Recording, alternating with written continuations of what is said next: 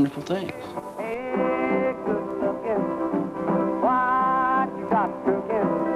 How's about cooking something up for me? Well, of course, I liked Little Richard and Chuck Berry. You know, we really wonderful. The songs of Chuck Berry is just marvelous, and Little Richard, same thing. But Bo Diddley had this wonderful primitive rhythm. Something was happening then. It wasn't just that music was changing, so was the look and the feel and the style.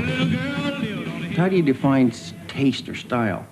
Really, sometimes it's hard to do. It's minuscule, and it really has no definition. It fits your sense about yourself, and it says something to you that says nothing to somebody else around you. What you're calling stylish, I might call cool.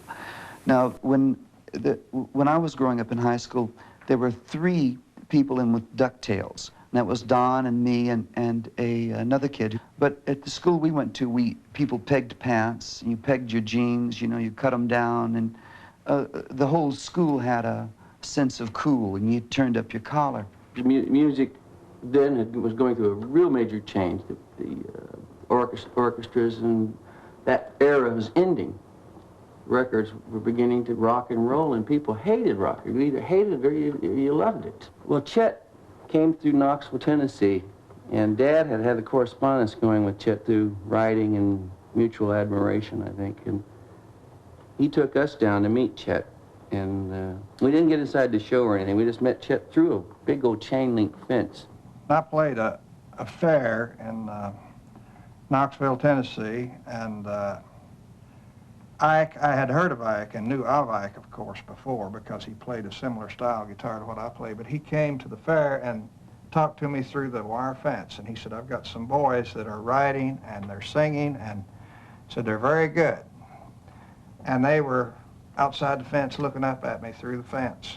And I didn't realize at the time they probably didn't have money to get into the fair. I should have taken them on in, but I was a little dumb at that time about that. But anyway, I met Ike, and he told me that, and then a few weeks later they came to Nashville.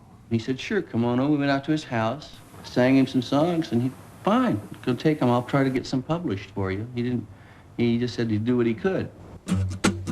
First of all, there was always that thing of we hadn't made it yet. The Everly Family was going to make it one day. You know, we were plugging at it. Going to make it. Going to make it. It was, they had made it, you know, and that was the lure of Nashville.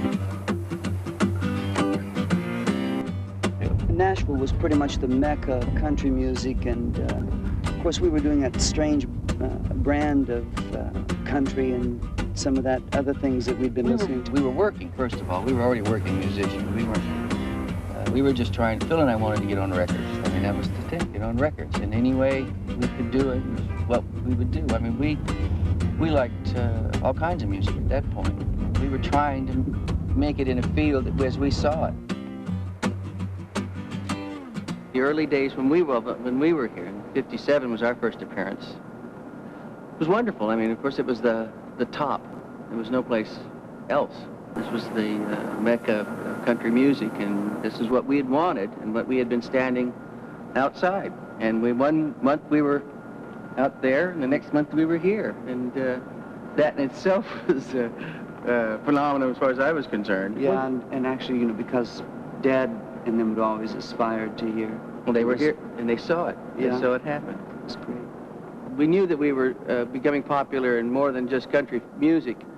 And no, it didn't faze us. And you were apprehensive till we got out there. And I felt that the acceptance was complete. I remember encoring here one time, 4 times, Yeah, coming back, and the crowd not stopping to, they just kept applauding. We'd come back and sing Bye Bye Love, maybe half of it, 3 or 4 times again. and to encore on this stage is like Yeah.